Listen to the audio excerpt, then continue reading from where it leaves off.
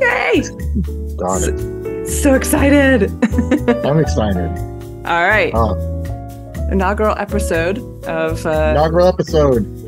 Thirst for Number Knowledge. Let's wing an intro. So we'll wing it this time and see where we go. Yeah. Welcome to Thirst for Cheers. Knowledge. Welcome, Thirst for Knowledge. We drink and we know stuff. We drink and we know stuff. We do. That guy said it in that show. Yes, we drink and we know stuff. Yeah. So first episode is beer. So Ben, what are you drinking? Well, welcome everybody. I am drinking a Guinness. It is my favorite beer. I enjoy Guinness very, very much. When it comes to beer, I like both ends of the spectrum. On one end, you have the incredibly light, a Corona.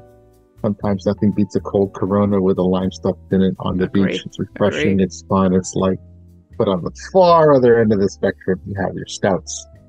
It's a big, heavy drink. The meal. It's a meal. It's like, what, 17,000 slices of bread in one glass or something? It's really good if you need to lactate, apparently. If you're, yeah. I'll keep that in mind. In case this need ever arises. It's a great drink. It's you can nurse it and slowly drink it and appreciate it. There's a lot of lore around the Guinness. Just enjoy it. You could drink. You should take your time with the Guinness and enjoy it. Yeah. You can drink it fast if you want to.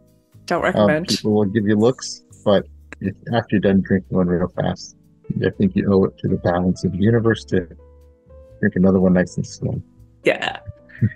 We'll get to that. What are you drinking? I'm drinking what's called a Spaghett. So this is a beer cocktail because, I got, over here in the Dr. Lex universe, we're fancy.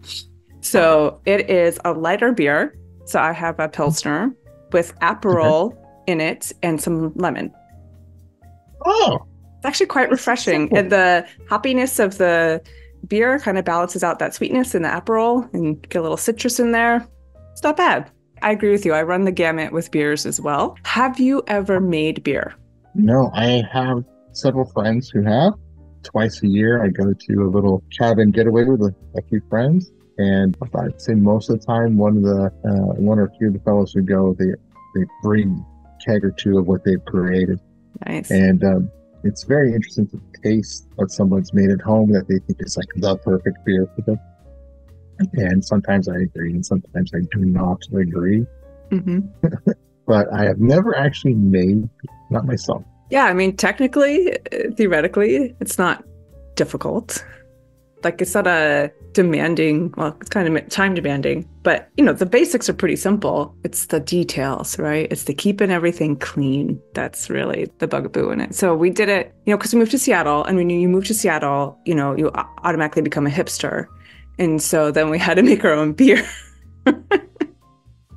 It started with a kit and it just took on a life of its own. But it's pretty fun.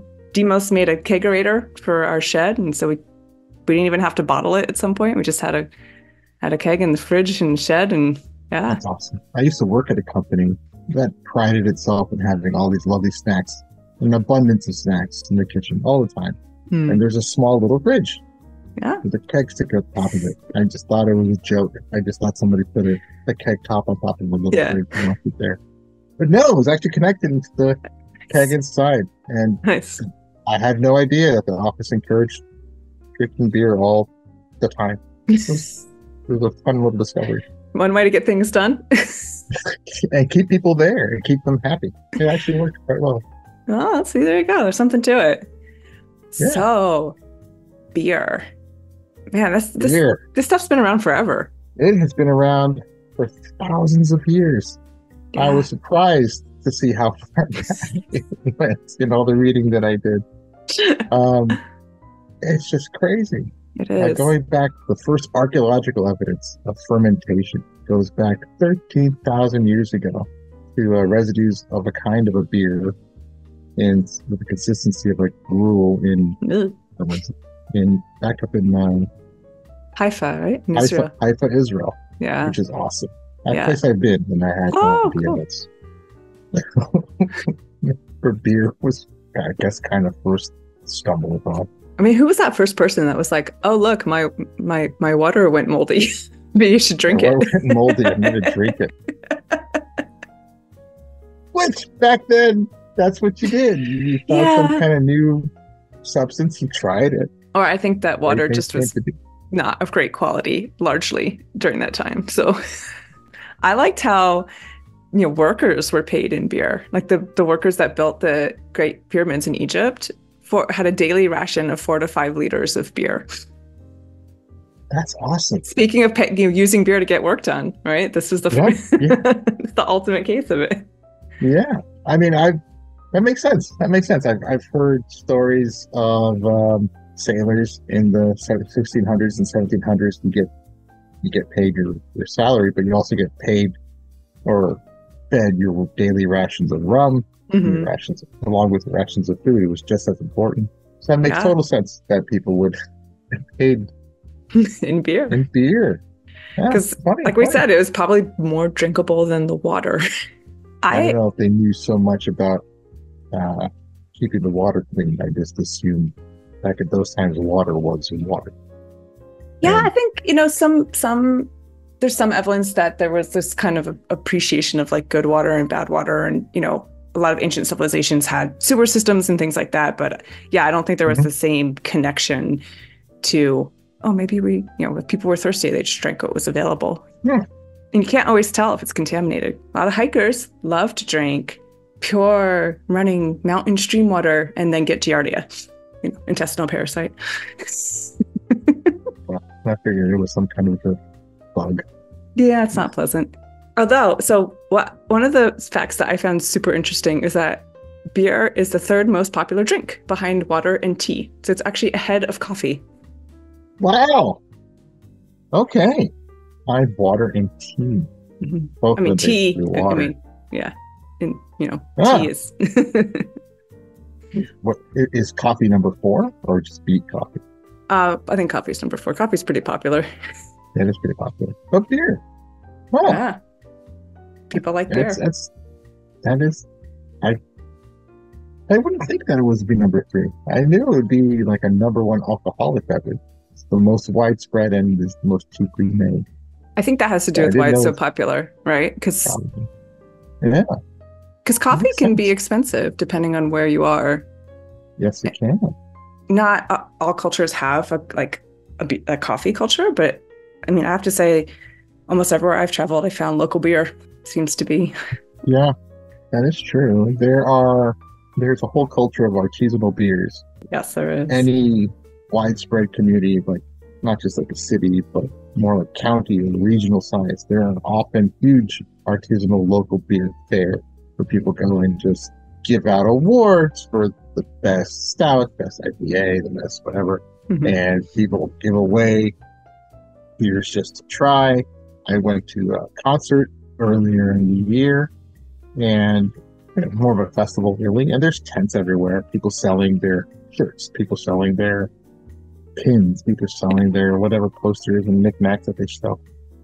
But half the tents were people giving away beer, just giving it away in small little shot glass size things, small little Dixie cup sizes, and they just want people to try their beer. And there were usually about 30 or 40 of them. Wow. And the only cost was waiting in line to try it. And if you'd like to buy more, of course, there's more. But everyone was more than happy to tell you what got them interested in it. What did they make? What are they doing that's different than everybody else? Why is my beer pink? Why is my beer smell so fruity? Why is it so heavy? And everyone has a story. Yeah, it's such a culture. Great pride in it. It's such a huge culture. Even at amongst the extremely nerdy rocket engineers that my husband used to work with, enough of them brewed beer that they had a company-wide beer competition. Yeah, so it's definitely a thing.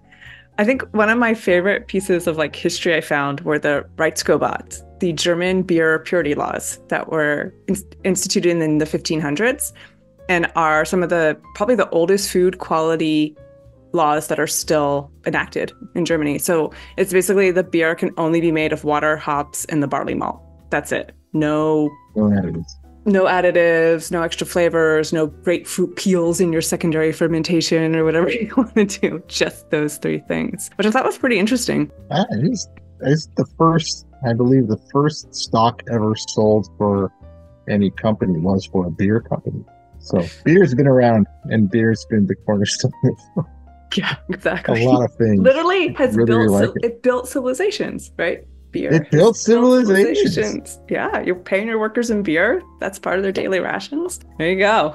It's a good thing we started with this one. I was reading that a lot of historians believe that it was the invention of both bread and beer that were the catalysts for the development of modern civilization and advancement in technology.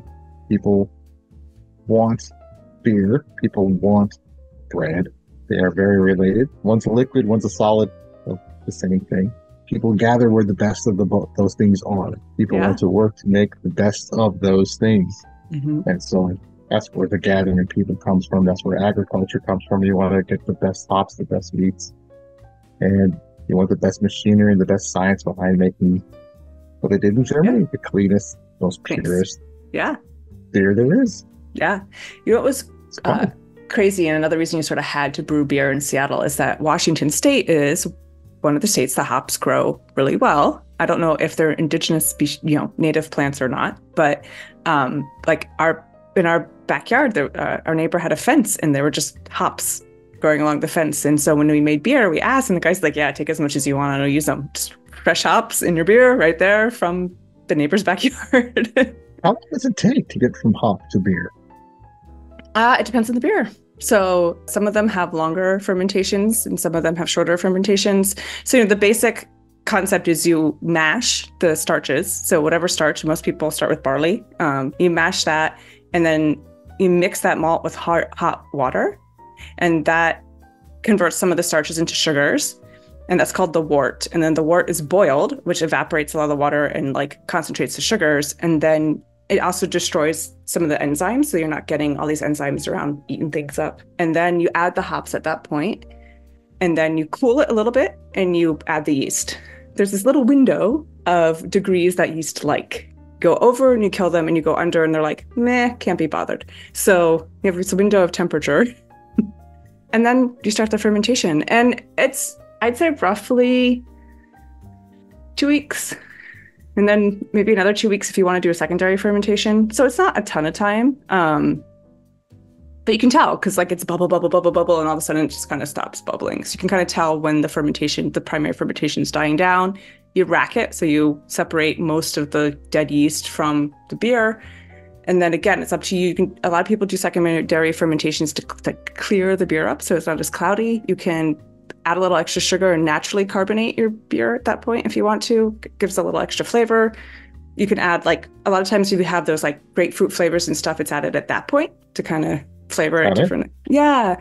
So 2 to 3 weeks, I'd say. Again, sometimes it's a little longer depending on the beer. I think the stouts take a little longer.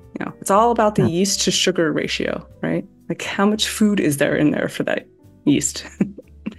Got it. Okay. And the yeast alcohol tolerance, right? So they produce ethanol, but ethanol is not conducive to wild yeast doesn't have a high ethanol tolerance. And so part of the selective breeding of yeast in these beer yeasts is that they can tolerate a higher level of ethanol in their environment. And we can talk about it a little bit later if you want to. There's some interesting genetics that go on to cause that. Absolutely.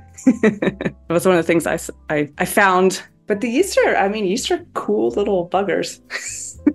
Yeah. It baffles me still.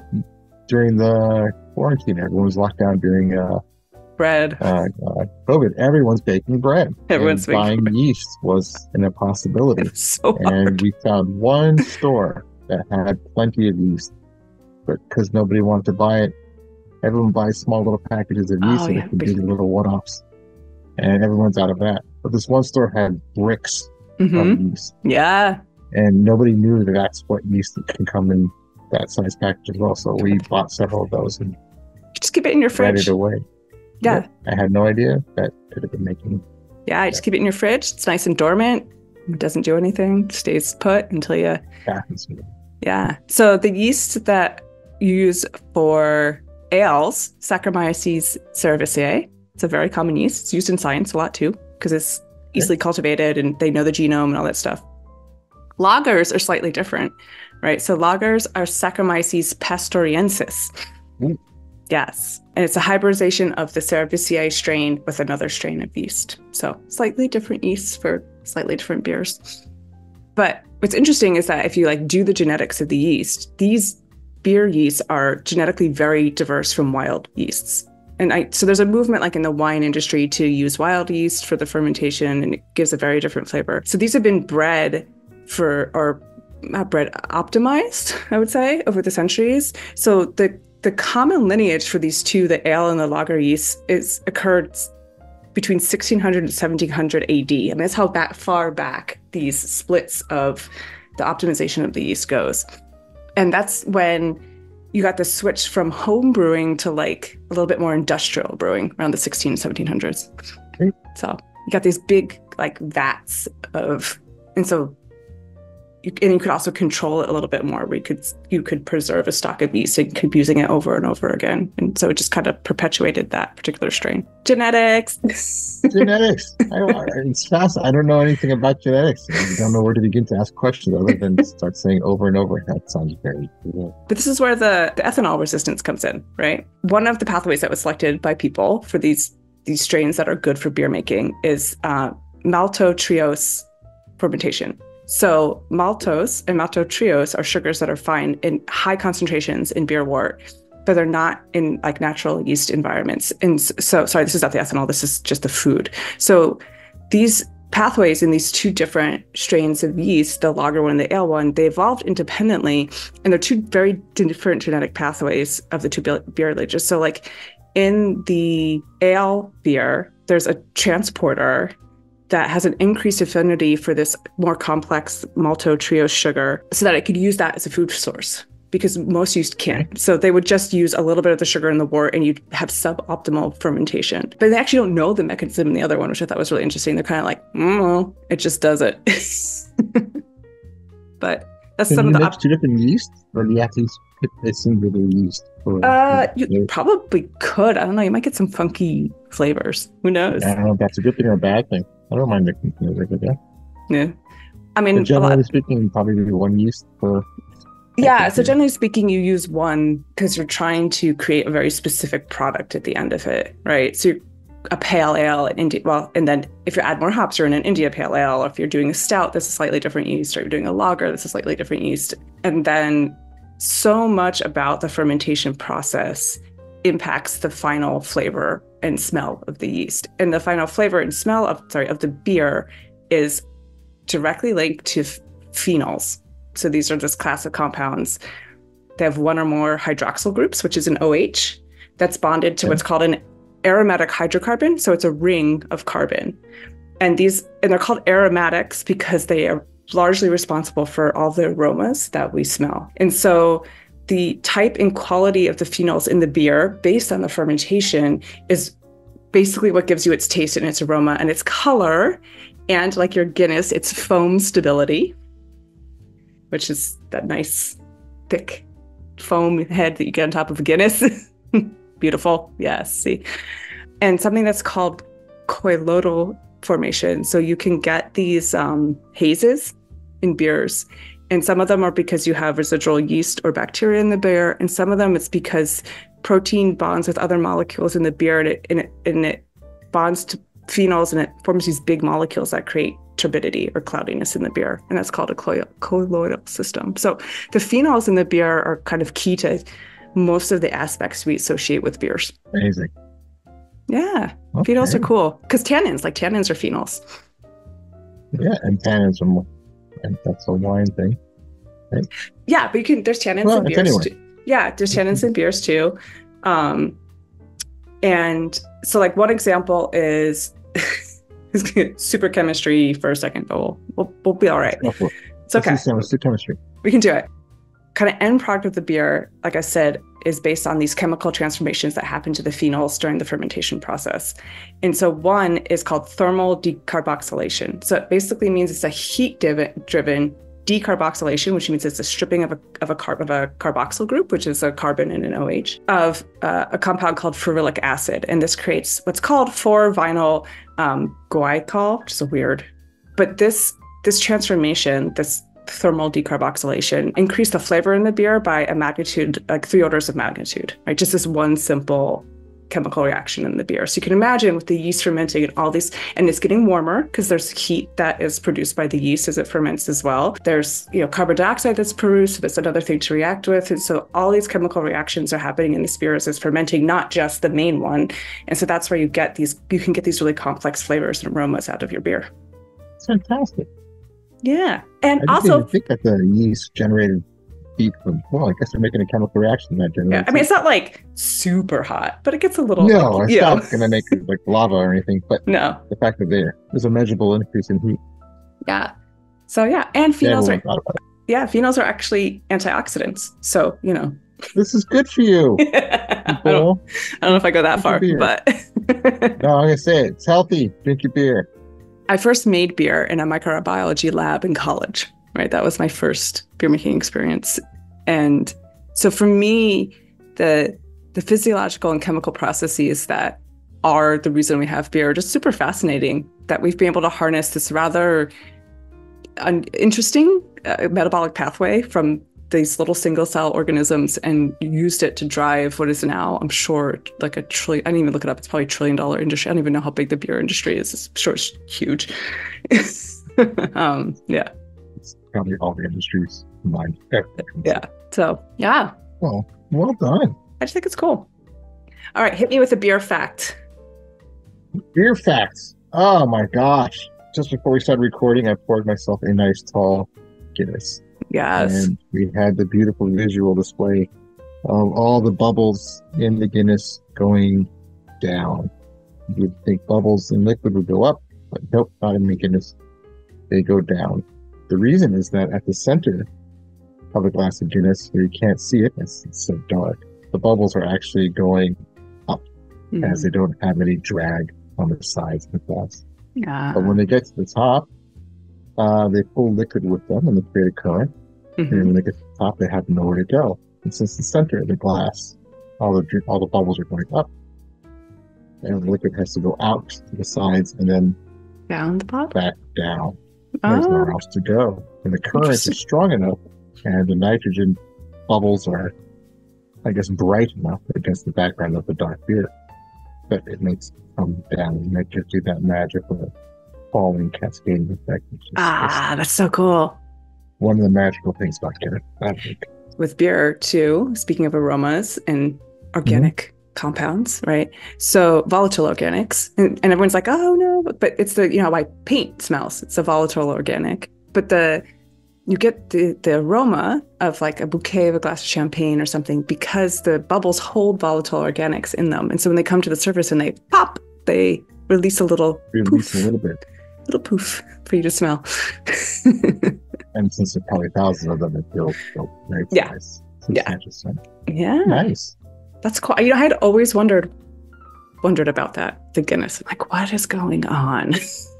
Well, it's a fascinating drink. It's a very counterintuitive drink. It's you open a can of beer, like Budweiser or something, and it's you open it, there's beer, and it's done. You open a can of Guinness. Yeah. There's a nitrogen capsule inside, and it fizzes up your beer, and it helps bring out Guinness's scent, aroma, helps bring out its flavor, and it carbonates it kind of like on the spot. Yeah. So it gives you that sense of getting it on a tap after bar, say. Yeah. I think Boddington's also has that little widget in it in their cans too. Oh, really? Yeah. There's another one here, another can with a stout, similar in size. Crack it open, fizzes itself up, also does the same kind of show. And very similar. It's just fun. It is fun. There's a Guinness distillery over in Dublin. They take great pride and making their Guinness there. And people who go there, some people actually take time to make a pilgrimage to go there to actually have a Guinness there. It's a big deal. It's made properly. It's made perfectly. You train for a while to learn how to pour it. You don't just pour it from a tap. You have to build it. Yeah. When you pour a Guinness, there's two pours. One to fill the glass, and then you wait another to top it off. Yeah. And then you serve it. If you get your Guinness and you just drink it right away, they might not give you another one. Insulting. You're insulting them. Yeah, for sure.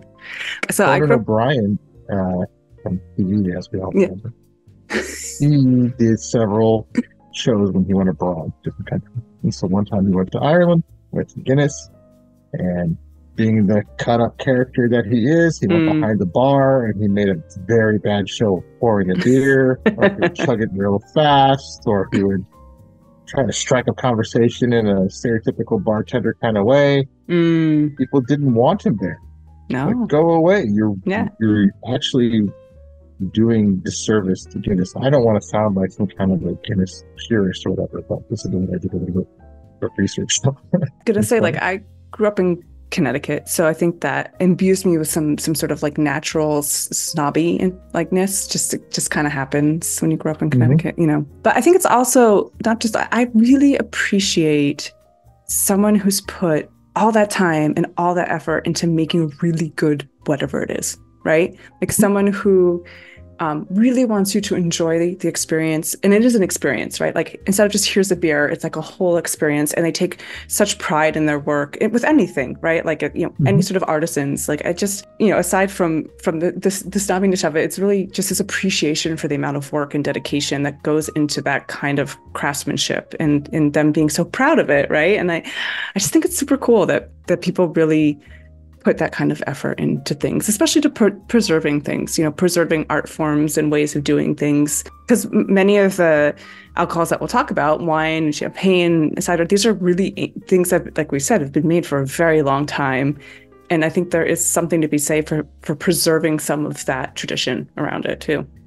Absolutely. There's an art to everything. And you take your time with whatever it is that's being put in front of you that someone took a moment to prepare. Yeah. You can see that there's something special, and it goes to everything from a food you ate to a piece of art to a beer. A beer, yeah, right? It doesn't have to be super casual, but it doesn't have to be super fussy either, but just an appreciation of the artisan. Okay, but I have a question though. Sure. Would it be completely like totally Philistine faux pas to make like Guinness foam art, like there's latte art, like with that? I think I've seen a 4-leaf clover once in it. I don't think it would be a bad form.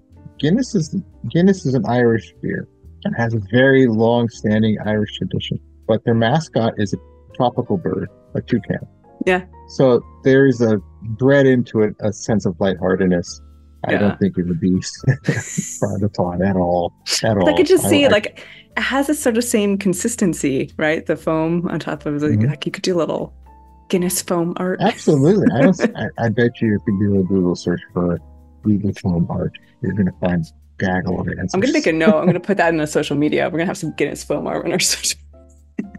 Please, I'll try to recreate it at home. Absolutely. Tell me how I did. I've made to show that I'm no Guinness purist or anything like that, I made myself a car bomb. And I just, out of boredom one night, I remember those. Ooh, that's an oldie but a goodie. I poured a glass, then while it's fizzing and settling, a beautiful piece of art like Guinness, I poured myself a shot, and I dropped it into that amazing thing, and then I just drank the whole thing. Yeah. I went against every single thing that's about a Guinness. It was no longer pure. It wasn't slowly sipped and enjoyed. I took that thing down. And it was delicious. And I'm proud to say I did it. And I have no qualms of what we might think about it. And that's it. And it was fine. It was fine. I mean, people loved it. Yeah, my dad's a fan of a black and tan. So a black and tan, what a fine drink. Yeah. Good, best of both worlds, right? So are you a stickler for glasses? Do you have to have the right kind of glass? No, but I do prefer a chilled glass. It doesn't have to be the right glass, I do like the glass to be cold. Absolutely. I found a very interesting study where they were looking at the shape of a glass and whether it can make you drink more or less beer. So there was a laboratory study that indicated that people might drink less beer in a straight glass as opposed to one that has a little curve to it. So a group of researchers decided to see if that worked planned out in the real world in a pub. So they did 24 pubs around the UK, and it was called what's called a double crossover randomized. So what that meant was that each of the pubs had 2 periods of the intervention of the straight glass and 2 periods of whatever glass they normally use, which was usually curved. And they were randomized. So it was completely random which ones did which when. And so they did this for a period of time. They provided the straight glasses, so both pint and half pint. So they looked at both, and they were looking into this because alcohol drinking is a problem. Like people drink too much, and then they drink and drive, or they get in fights, or they destroy their liver, right? So it's like, is this a way to sort of nudge people in a kind of subconscious way to drink less? And it turns out the answer is no. The laboratory experiment did not repeat out in the wild, so to speak. And I think it's because when people are out, they don't base their alcohol consumption on how long it took them to take a drink. They usually base it on how many drinks they've had. So they say, I'm going to have 2 or 3 drinks tonight and then stop myself. It's not really a length of time thing. They might have gotten to the 2 or 3 drinks slightly quicker, but it didn't stop them from making it to that 2 or 3 drinks. Sounds like a kind of like a gambling mentality that I'm going to go out there and I'm going to gamble X dollars and then I'm going to stop. And some people can stick to it and some people obviously can't. Yeah. I mean, it depends. Okay. Like, I guess for me, if it took a little bit longer, then I might drink less. Like, if my friends are done, I might be like, oh, okay, I'm done too, right? Like, even if it took me longer. But even in the laboratory setting, it was only like 4 minutes slower. It wasn't enough, I think, to really make a difference. That's unfortunate. I was hoping for some incredible insight. I know, right? But also related to being out and drinking, do you know why beer makes you have to pee? The whole breaking the seal. There is something to it. Really? Yes. Okay. Okay. So, funnily enough, this comes from a group of orthopedic surgeons. Prior to surgery, there are certain restrictions, right? And one of them is to not drink alcohol before your surgery because it's dehydrating. But a lot of people didn't view beer as alcohol. So we're still drinking beer before their surgery. And so these surgeons wrote a review basically outlining why beer is just as dehydrating as other alcohols. So water is around 94% of the volume of beer, right?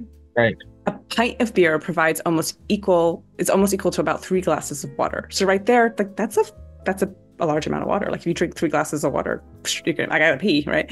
And that is sufficient to initiate urine production. Also, there is energy in beer. There's around 200 kilocalories per pint, which generates an additional 24.6 milliliters of metabolic water. That's the water you make by your body trying to clean everything out. The average ethanol content in a pint is about 23 grams. And ethanol independently affects osmolality, where the salts move in your body, right? So osmosis is it's the redistribution of salts dependent on this gradient. So like something saltier over here, it'll move across a permeable membrane so that you're at equilibrium, because everything likes to be at equilibrium in your body. But this also elicits short-term urine production. And beer also has potassium in it, which is considered a diuretic agent. So, oh my God. So the conclusion was sipping on a regular, refreshing, moderately alcoholic and mildly flavored beer on an empty stomach is like instant breaking the seal. Oh my gosh.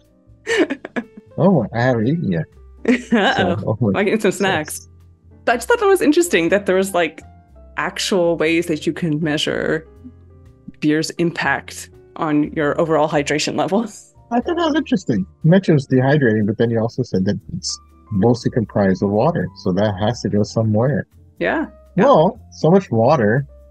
Mm-hmm. And you mentioned antioxidants earlier. I can think of fewer drinks better for your health than the beer. Honestly, if you're gonna, it's probably. But there has been an increase in non-alcoholic beer options. Yes, speaking of Guinness, there is There's- a non-alcoholic Guinness, and Have you it tried it? looks and tastes and it performs as far as the bubbles go almost identically. So there's a couple of different ways you can make a beer non-alcoholic, right? And this happens with most alcohols too. So a lot of it is post fermentation, right? So you go through the whole process and then you want to take the alcohol out. So you can do that by boiling. Alcohol has a lower boiling point than water. So you can boil the alcohol out. And then you can use vacuum distillation to further lower that boiling point. So you're not losing a lot of the flavor while you're boiling off all the alcohol. This is why you can kind of cook with alcohol and sauces and stuff. Although you don't get as much alcohol as you might think when you're deglazing your pan with wine. But anyway, there's also, speaking of osmosis, reverse osmosis, where the beer goes through a semi-permeable membrane and the small molecules, such as water, can go through, but the larger ones, like the alcohol, can't. But you also lose some flavor in that process as well. There are also new yeast strains that produce less alcohol. And so we talked about maltose and maltose earlier, and there are yeast strains that are negative for the ability to ferment those. They don't ferment as much. And so you're fermenting to get some of the flavor, but you're not getting as much alcohol out of the fermentation. So like non-alcoholic beers are never zero alcohol. They're usually like 0.5% or something super, super low, but they're not 0. So yeah, there's a couple of different ways you could do it. Fantastic. I didn't even think about that. We're adopters of non-alcoholic beers in this house. Because you like a beer, but sometimes you're just like, I don't want the rest of the... I'd heard about the boiling out the alcohol, but not the strain of yeast that just doesn't make as much fun. Yeah, because you get more flavor that way, right? Because you still get all those nice phenols and stuff, and you're not pulling them out or blocking them with a membrane or, all the other ways that you can. Nice. Yeah. Did we forget anything? We all beered up? I was going to ask you, what are your favorite brands of beer? Man. That's a hard one. Again, because of the range, right? I have, and I do usually try to find a local beer. So right now, the one I use tonight is called like Right and Proper. It's a DC brewery. I really like most of the Belgian beers and like Kingfisher, Tsingtao, like some of the really local foreign ones are fun too. So yeah, I have to say I'm pretty equal opportunity. My Miller High Life days are largely behind me. A good beer pong beer, but I'm not a fan of National Bohemian or Natty Boh, which is a local beer here too. That one's not my fave. Otherwise, how about you? Do you have obviously a Guinness? Yeah, obviously Guinness. There is another government-related brand out here called 21st Amendment, which is the amendment that repealed prohibition. They have some incredibly sweet and fruity flavors like Compel or High Watermelon, or the Amendment Lager, or Brew Free or Diet Blood Orange. It's sweet, I love it. Funny names, and they're great. I am a sucker. I do not like IPAs. I don't either. I am a sucker for a label and a name, like wines. Right? I will buy a wine based. I'm like, that label's awesome. I've bought wine and I've bought beer, and I do enjoy a Guinness once in a while. I do enjoy Corona once in a while. Yeah. I'm not a big beer person. I prefer whiskeys and bourbons. We'll get to those in time. Yes. But if I see a good sciencey kind of label, there's a wine. I don't even know the name of it. I have a couple bottles of it in the living room, and the label is the diagram of the molecules that give this particular blend its flavors and its aroma. Nice. And I don't even know if it's accurate. I don't care. It looks awesome. Beautiful. It looks science. It's coming home. Yep. Done. That's it. Definitely in that. Yep. I will say I forgot to mention there is one brewery that we really, really liked in Seattle. It's called Sea Pine. If you're in Seattle, go to Sea Pine Brewery. You cannot get it out of the state. I don't even know if you can get it out of Seattle. It's really, really good beer. And it might change your mind on IPAs. They have one that's not as, let me smack you in the face with all the hops. That last one I mentioned, Brew Free or Die Blood Orange, actually is an IPA. As I have in my notes, to all rules, there's always an exception. So I'm not strictly zero IPAs. I'm going to give it a try. Everyone else is enjoying it. I have a funny name, funny label. I'm in it. Yeah. Put an astronaut on it. I'm going to buy it. I don't care I what it mean, is. It's a brand of should have tires, but it's astronaut tires. I'm gonna buy them.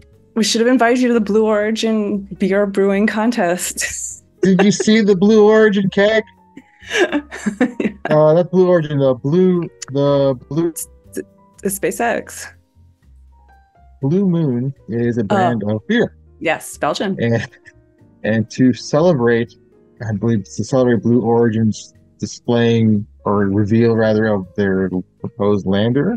Mm-hmm. They introduced we're gonna have a limited edition keg. It's a mini keg, but it's a ball and it has landing struts, and you can have a little lander in your house that's full of. Yeah, I think there's a picture somewhere of Demos and I in front of that thing at a Christmas party or something. They might do it. They've got a hard deadline for a launch soon, so it's gonna be interesting. It's a beautiful time for skips. Yeah, except if you're Boeing, but I feel like it's probably except if you're Boeing. It's except if you're Boeing in a lot of ways right now. Oh my goodness. Oh, I felt bad for the two of them being up there. But then I saw an interview with astronaut Chris Hadfield, who said there's no better news to an astronaut than telling them you're stuck in space for longer. Yeah. You know what? That's a nice way to say it. That is a nice way to say it. Yeah, definitely. We can always have a space tangent here. It's good. Yes, We're we good. can always have a space tangent. Anything. Nothing wrong with a space tangent. Cool. All right. Beer. Yay. Beer.